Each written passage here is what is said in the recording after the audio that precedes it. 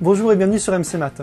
Pour aider cette chaîne, vous pouvez nous suivre en appuyant sur le bouton s'abonner. Vous pouvez aussi liker la vidéo si elle vous a plu. Vous pouvez aussi bien sûr nous laisser des commentaires, nous poser des questions et visiter notre site mcmath.fr où vous y trouverez des vidéos à télécharger gratuitement et certaines sont payantes aussi. Voilà, c'est tout. Bonne lecture. Bonjour, nous allons traiter maintenant de la définition de ce que c'est qu'une aire ou une surface. Donc, on va toujours partir de la simplicité de la chose. Alors, ici, vous vous souvenez, dans périmètre, par exemple, quand on a fait le périmètre, on parlait d'un parc de dimension tout à fait quelconque.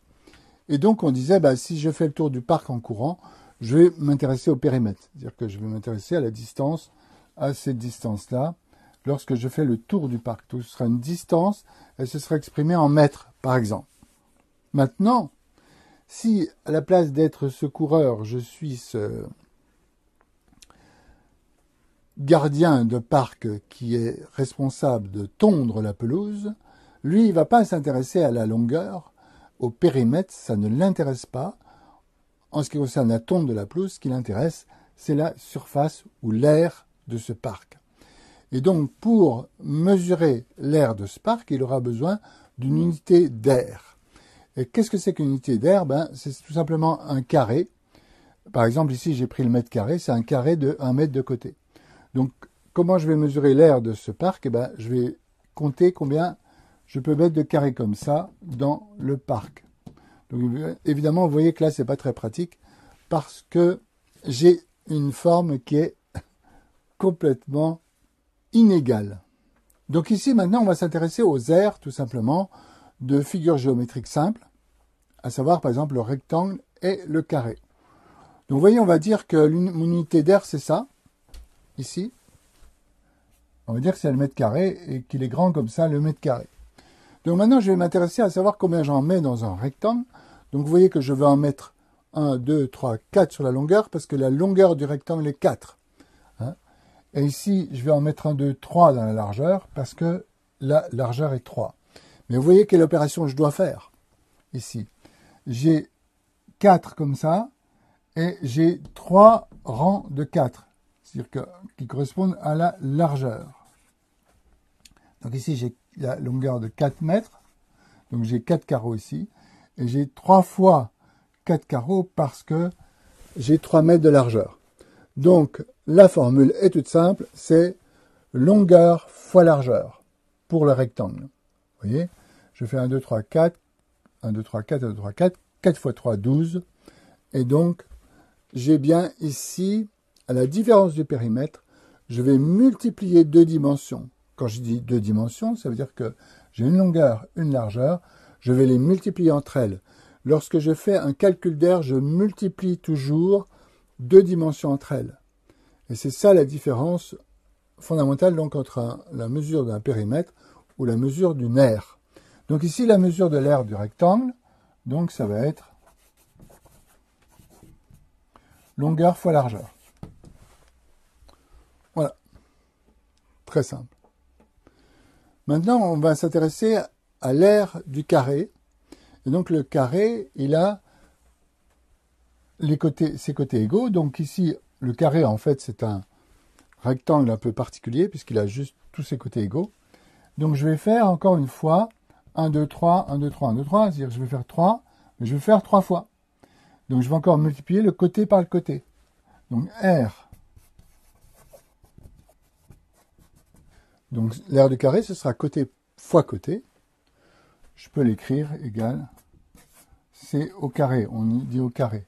Pourquoi? Parce que C au carré, ça représente simplement l'opération C fois C. Voilà. Pour ce qui en est de l'aire du carré. Maintenant, on va chercher l'aire qui est comprise dans ce cercle, c'est-à-dire l'aire de ce disque.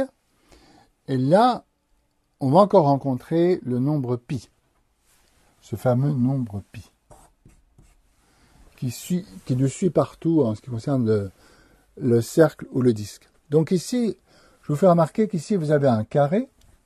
Et donc, ce carré a pour côté le rayon. Donc, si je dois mesurer l'aire de ce carré, eh bien, ce sera rayon fois rayon. On retrouve ici la même formule. Mais à la place du côté, c'est rayon. Donc j'aurai rayon fois rayon pour avoir l'aire de ce carré. Et vous voyez qu'il y a 4 carrés comme ça dans le grand carré, mais si je multipliais tout ça par 4, ce serait trop grand, puisque ce serait l'aire du grand carré. Donc je vais le multiplier par pi. Donc je me retrouve encore une fois avec pi, et donc ça va faire pi fois r fois r. Je mets toujours les nombres en premier, quand j'ai des lettres et des nombres, donc ça va faire pi fois r fois r, et r fois r, on sait qu'on le note R2. Donc, ça fera pi R2.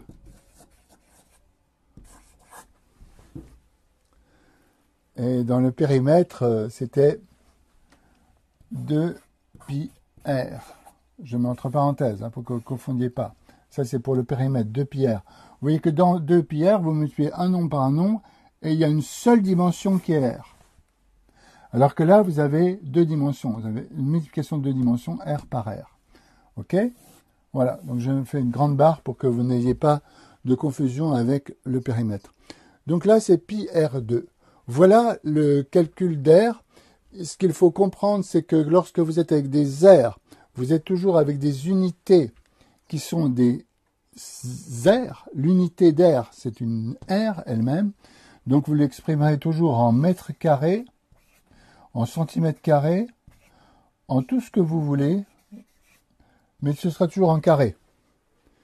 D'accord? Les périmètres seront toujours en mètres, centimètres, millimètres, kilomètres, et les aires, ce sera toujours mètres carrés, centimètres carrés, millimètres carrés, et lorsqu'on va au-dessus, ce sera kilomètres carrés, par exemple, quand on parle de la superficie,